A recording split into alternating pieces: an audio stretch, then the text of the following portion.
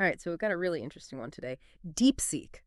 It's this Chinese AI chatbot everyone's calling the next big thing. Some are even saying it could be a ChatGPT rival. Yeah. And we've got a ton of sources on it, articles that really break down DeepSeek user experiences, even this guide for researchers who are trying to, well, make sense of it, I guess you could say. So, you know, the big question here is DeepSeek actually this huge leap forward for OpenAI? Or is there something more to it? Well, it's definitely making waves. Yeah. I mean, you've got the tech advancements. Yeah. But at the same time, there's all this controversy swirling around it. Not exactly the typical launch for a new tech. Yeah, it's kind of a weird combo, right? On the one hand, you've got these really innovative techniques they're using, mixture of experts, multi-head latent attention. And what's interesting about these is it allows for this kind of like low-cost development, which could really change things for, other folks in the field.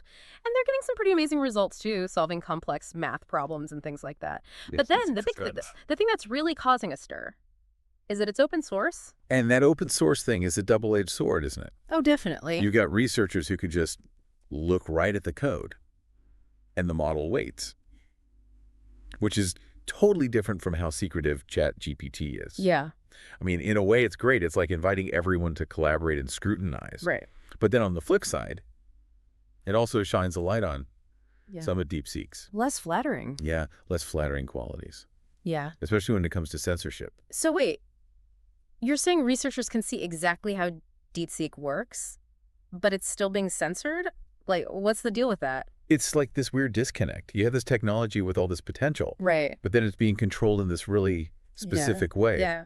Almost every article we looked at mentioned these concerns about censorship, especially when you start asking about topics that are politically sensitive in China. So, like, what kind of topics? Give me an example. Well, the Tiananmen Square protests, for one. Yeah. That seems to be like the go-to example. DeepSeek just hits a wall whenever anyone brings it up. So is it just like silence? Does it just not say anything? It's actually more complicated than that. The response you get kind of depends on whether you're asking in Chinese or in English. Whoa, whoa, whoa. Hold on. Different censorship rules for different languages. Seriously. One German news outlet actually found that when they ask about Taiwan in Chinese, DeepSeek stuck to the official line. Taiwan is part of China. Yeah. But when they asked the same question in English, it acknowledged Taiwan's self-governance. It even said, from a factual standpoint, Taiwan is an independent country. No way. That's crazy. So it's like it's capable of giving this more balanced answer, but it's getting suppressed. Is that what you're saying? Seems that way. What's even weirder is that this more nuanced answer, it was reportedly deleted just seconds after it was generated. Hold up.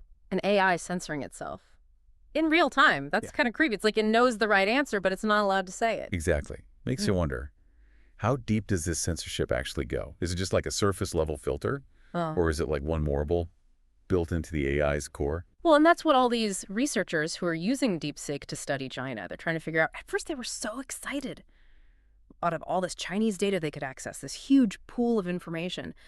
But they've hit some roadblocks. Yeah, you could say that. It seems like anytime they get close to a sensitive topic, DeepSeek just avoids the question or censors the information or gives this really biased, super skewed narrative. We're talking major events here. The Cultural Revolution, the anti-rightist movement, even current stuff like the Spratly Islands dispute. So not just events, but actual people are off limits too. One article talked about how DeepSeek wouldn't answer questions about Xu Anping. He's this well-known intellectual who criticized the CCP. And instead of answering, DeepSeek went on this whole tangent defending the CCP's policies. Wow, so it's not just censoring, it's actively pushing a specific narrative. That's got to be so frustrating for researchers who just want unbiased information. Totally. And what's really concerning is that DeepSeek seems to be lacking in basic factual analysis. It's always giving these justifications for the CCP, even when no one asks for them. Compared to ChatGPT, it just seems so much less reliable for research. So if these researchers are running into this censorship, even when they're accessing DeepSeek independently, it can't just be about government regulations, right? I mean, the censorship has to be embedded somewhere deeper, maybe in the AI's training itself. It definitely seems like there are at least two levels of censorship going on. First, you have censorship at the application level. That's just kind of the price of doing business in China. Any official app has to follow the rules. Right. So built-in censorship is just a given. Okay, that explains why the official DeepSeek apps are so tight-lipped. Right. What about researchers who are accessing the AI directly? They're still hitting these roadblocks. That's where the second level comes in. And it's arguably the more concerning one. Censorship at the model level, meaning it's not just an afterthought. It's baked into the AI's foundation. Wait, how does that even work? How do you teach an AI to censor itself? It comes down to the training process. AI models are trained on these huge data sets, right? Yeah. And those data sets can be manipulated. Think of it like if certain topics are just systematically excluded from the data that the AI learns from, its understanding of the world is going to be skewed from the very beginning. Right. And then on top of that, you've got techniques like reinforcement learning, where the AI is basically rewarded for giving the right answers. So in DeepSeek's case, that likely involves aligning with the CCP's narrative and avoiding anything that strays from it. So even if you strip away that app-level censorship, the AI itself has internalized these restrictions. That's kind of scary, isn't it? Definitely raises some questions about control, how much control we actually have over these increasingly sophisticated systems. It's like DeepSeek has all this knowledge, but there's this invisible hand dictating what it can and cannot reveal. It's wild. And what's even crazier is that sometimes DeepSeek is less informative than Baidu or Chinese news websites. Right. Which are already operating under Chinese censorship. Why would that be? Could be a case of self-censorship going above and beyond. Maybe the company behind DeepSeek is being overly cautious, trying to avoid any trouble with the authorities. So it's not just about following the rules. It's about anticipating them and proactively silencing anything that could be seen as a red flag. Exactly. And that creates this chilling effect on the information that gets produced and ultimately consumed. All right, so we've established that DeepSeek has some serious censorship issues, especially when it comes to China-related topics. But is this just a China problem? Or does DeepSeek's bias reach beyond China's borders? That's where things get even more interesting. One article described this instance where DeepSeek was asked about Russia's invasion of Ukraine. Oh, that's a touchy subject. For sure, at first. DeepSeek totally dodged the question. Just gave the usual Chinese talking points. Complex issue, deep historical roots, all that. So even when asked about a global event, DeepSeek defaults to the Chinese government's perspective. It seems that way, suggesting that this bias isn't just limited to internal Chinese matters. It could actually influence global conversations by amplifying a very specific worldview. That's a lot of power. It is. And potentially dangerous. It really highlights how important it is to understand not just what DeepSeek is saying, but why it's saying it. What agendas are shaping its responses? What information is it deliberately leaving out? Those are the questions we need to be asking as we navigate this world of AI-generated information. This is a lot to unpack. I mean, we've covered so much ground in this first part of our deep dive into DeepSeek. It's obviously a super impressive AI technically, but the censorship and the potential bias are definitely raising some red flags. From self-censorship to amplifying certain narratives, DeepSeek is impacting how information is produced and consumed, both in China and potentially globally. So join us for part 2, where we'll explore how DeepSeek is impacting the global AI landscape and delve deeper into the ethical and societal challenges we're facing as these AI systems get more and more powerful. Okay, so we've uncovered how DeepSeek might be distorting things globally. But how big of an impact are we talking about here? Is this just another voice in the mix, or is DeepSeek something that could actually reshape the whole AI landscape? It's definitely shaking things up. Some experts even think DeepSeek is giving giants like OpenAI a run for their money. And it's not just because of the censorship stuff. It's about strategy, too. Strategy? How so? Well, think about it. DeepSeek's open source approach. It's making a lot of players rethink those closed source AI models. One article even quoted Sam Altman, the CEO of OpenAI, saying that their closed approach might be on the wrong side of history. Now they're looking into more open options. So DeepSeek, with all censorship problems, is actually pushing OpenAI towards more transparency. That's kind of ironic, isn't it? It is, yeah. DeepSeek's open nature, even with the downsides, is kind of exposing some vulnerabilities in the current AI scene, putting pressure on companies like OpenAI who've been not so open, less transparent. But isn't there a potential downside to all this? Hasn't DeepSeek also, intensified the AI race between the U.S. and China? Absolutely. It's that classic prisoner's dilemma. One article even mentioned this U.S. government initiative, the Stargate plan. They're pouring billions into AI development. It's like everyone's scrambling to stay ahead, even if it means taking risks. And those risks, I'm guessing they're not just about who has the best chatbot. We're talking about control, safety, maybe even the future of AI itself, right? You got it. When you combine DeepSeek's capabilities with how fast AI is developing in general, it does raise a whole new set of concerns.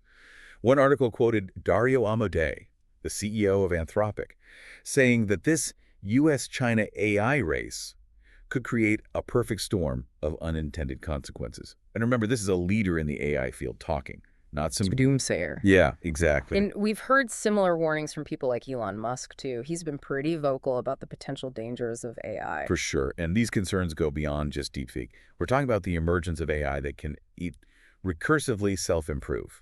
Imagine an AI that can actually design and build even more powerful versions of itself. Okay, now that's starting to sound a bit sci-fi. I know it sounds crazy, but it's not as far-fetched as you might think. The implications for AI safety are huge, and this isn't just hypothetical anymore. OpenAI actually disbanded their super alignment team, the team that was specifically focused on controlling super intelligent AI. Whoa, so even the people building these systems are having trouble keeping up with the potential risks. Exactly.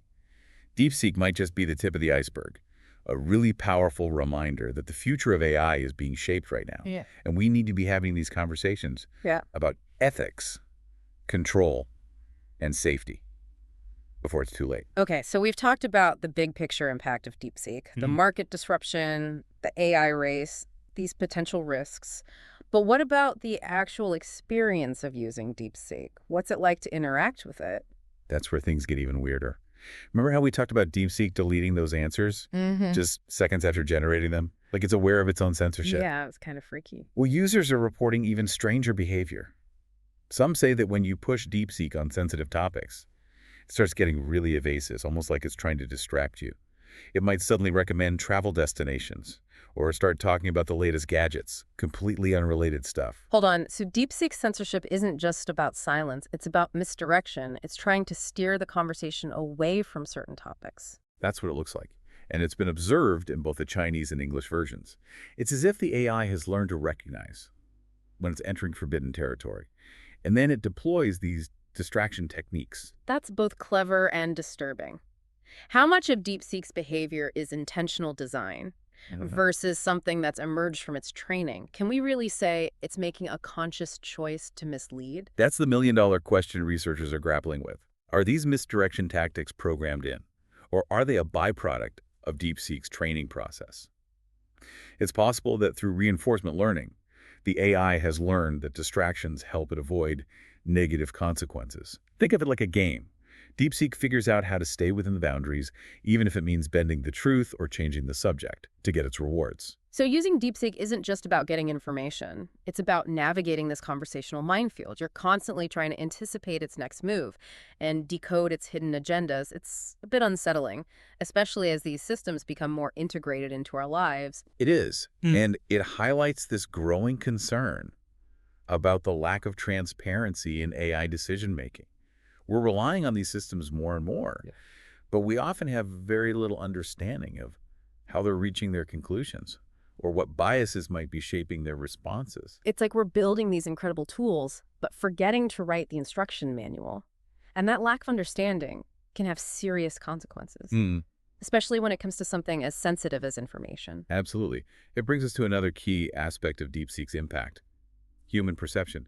How are people reacting to these quirks? Are they even aware of the potential biases? Well, one article mentioned that some users actually find DeepSeek's evasiveness and censorship kind of amusing. They see it as a game, trying to trick the AI into revealing something it's not supposed to. It's interesting. Some users are approaching DeepSeek with this sense of playfulness, like they're interacting with a mischievous child, not a powerful AI system. But I'm guessing not everyone is taking it so lightly. Researchers, journalists, anyone who relies on DeepSeek for accurate information, they must be pretty frustrated, maybe even alarmed by its inconsistencies. Right. DeepSeek's unreliability is a major concern for anyone seeking objective truth. Yeah. And there's a real danger that its biases, presented in this seemingly neutral and authoritative tone, could be mistaken for facts. Especially if users aren't aware of its limitations or the political context it operates in. Exactly. It all comes back to media literacy and critical thinking in this age of AI-generated information. We need to be able to discern fact from fiction, identify biases, and evaluate the credibility of sources, whether those sources are human or artificial. That's a good point. We can't just blindly trust information, even if it comes from a seemingly intelligent AI. We have to be more active, questioning assumptions, seeking out different perspectives. Couldn't agree more. It really brings us back to the heart of this deep dive. DeepSeek, with all its quirks and flaws, has sparked this really important conversation about the future of information. It's making us confront some uncomfortable truths about censorship, bias, and the growing influence of AI in shaping our understanding of the world. It's like DeepSeek is holding up a mirror to our own information ecosystem, revealing the cracks and vulnerabilities. And the reflection isn't always pretty. It's not.